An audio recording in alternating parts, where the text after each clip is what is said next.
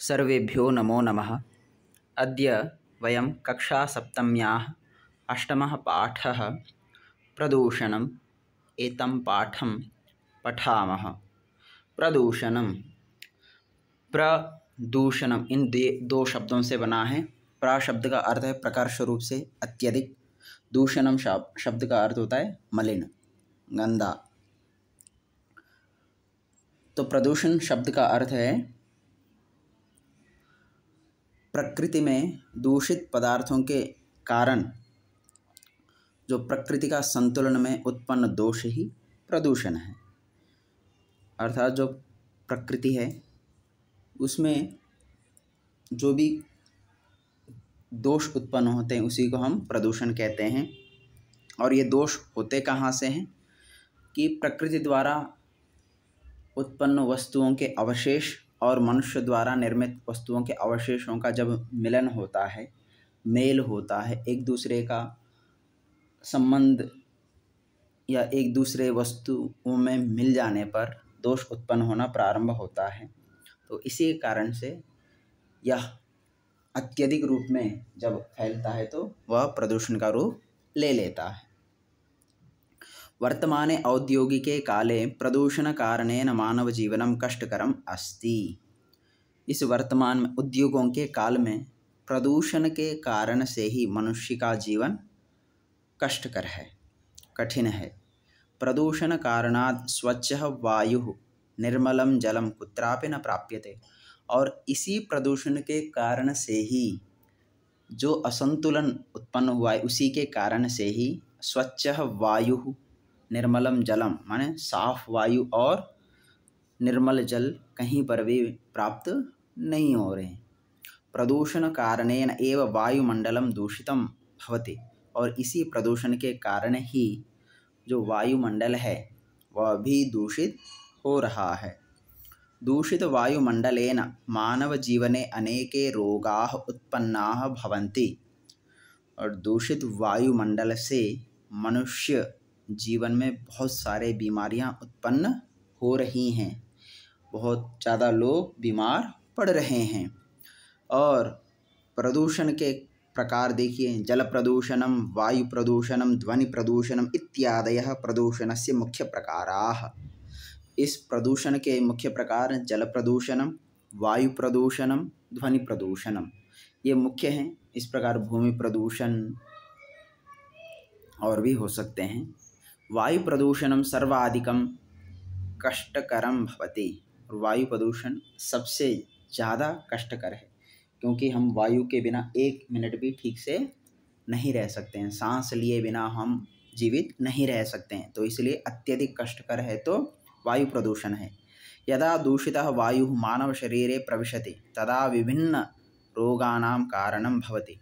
और जब दूषित वायु मनुष्य के शरीर में प्रवेश करता है तो तब बहुत सारे बीमारियों का कारण होता है।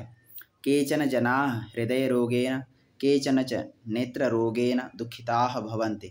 और कुछ लोग हृदय रोग से, हार्ट प्रॉब्लम से, और केचन नेत्र रोगेन, और कुछ लोग नेत्र रोग जो आँखों की परेशानियाँ, जो अंधापन इत्यादि है उनसे परेशान होते हैं, दुखी हैं। औद्योगिक विकासः वायु प्रदूषणस्य प्रमुखम कारणम भवति। जो उद्योगों का विकास है, जो फैक्ट्रियों का विकास है, वही वायु प्रदूषण का प्रमुख कारण होता है। जो वायु प्रदूषण का मुख्य कारण क्या है? यह फैक्ट्रियाँ लगना या उनका अत्यधिक विकास। वर्तमान काले तो उद्योगानां विकासः सर्वत्र भवति। और आज के समय में जहाँ भी देखो वहाँ पर उद्योगों का विकास आपको दिखाई देता है। वैज्ञानिकाः नित्यं यंत्राणाम आविष्कारं कुर्वन्ति। और जो वैज्ञानिक हैं, जो साइंटिस्ट हैं, वो हमेशा नित्य नए नए यंत्रों का आविष्कार कर रहे हैं, बना रहे हैं। अत्यधिक मात्रायां यंत्राणां प्रयोगेन मानव जीवनं यंत्रवत् एव चलति इति प्रतीयते। और हम यदि अत्यधिक मात्रा में यदि यंत्रों का प्रयोग से ही मनुष्य का जीवन भी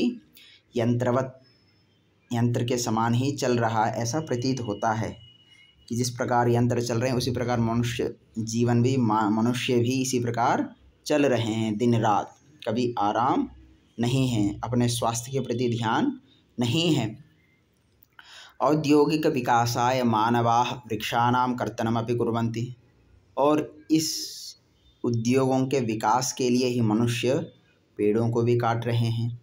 जो स्वच्छ वायु देने का एकमात्र साधन जो पेड़ हैं, उनको भी मनुष्य उद्योगों को लगाने के चक्कर में काट रहे हैं।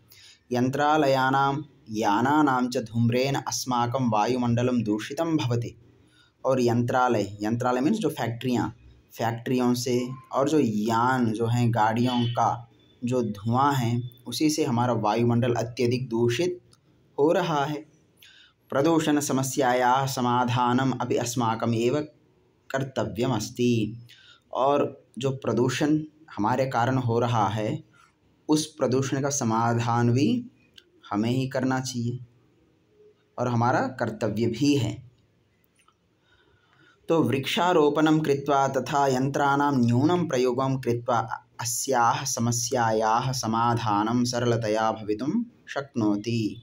तो इसमें पहला कारण बताया वृक्षारोपण करके। पहला कारण क्या है वायु प्रदूषण को समाप्त करने का? वृक्षारोपण माने पेड़ लगाकर। और यंत्राणां न्यूनं प्रयोगं कृत्वा, और दूसरा है यंत्र, जो फैक्ट्रियां, जो वाहन इत्यादि है, उनका कम से कम प्रयोग करके इस समस्या का समाधान सरलता से हो सकता है। और यज्ञः प्रदूषणस्य संहारं करोति इति वयं जानीमः एव। और इसके साथ साथ जो यज्ञ हवन है, वह भी प्रदूषण का संहार करता है। इस विषय को हम सब जानते भी हैं।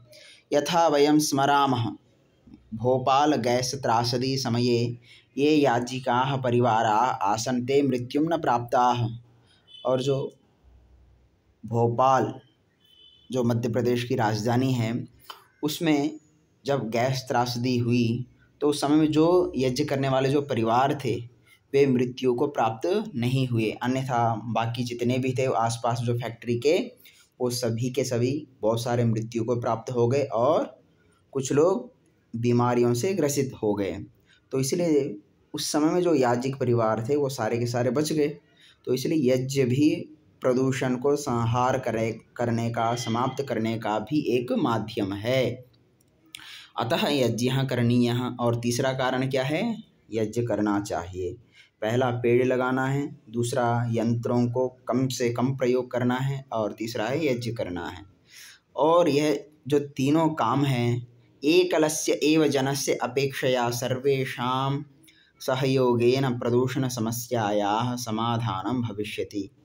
और ये जो काम है एकलस्य जनस्य माने एक ही व्यक्ति की अपेक्षा से, सभी लोगों की सहायता से, सहयोग से ही इन प्रदूषण जो समस्याएं हैं उनका समाधान होगा। उक्तम च पर्यावरणनाशेन नश्यन्ति सर्वजन्तवः तस्मात् कुरु स्वयं यज्ञं वृक्षारोपणमध्ये च। इसलिए किसी विद्वान ने कहा है, पर्यावरण के नाश से ही, पर्यावरण के नुकसान से ही सभी मनुष्यों का नाश होता है। तो इसलिए हमें क्या करना चाहिए? तस्मात् कुरु स्वयं यज्ञम। इसलिए स्वयं अपने आप प्रत्येक व्यक्ति यज्ञ करे वृक्षारोपण मध्य च। और आज ही वृक्षारोपण भी करे, माने आज ही यज्ञ और वृक्षारोपण जो कार्य है उसको आरंभ करे। तो धन्यवाद। तो आप सभी इस प्रदूषण विषय को और विस्तृत रूप से पढ़ें, अध्ययन करें और दूसरों के साथ चर्चा करें और इनके लाभ और जो प्रदूषण की जो समस्याएं हैं उनको दूर करने का सफल प्रयास करें।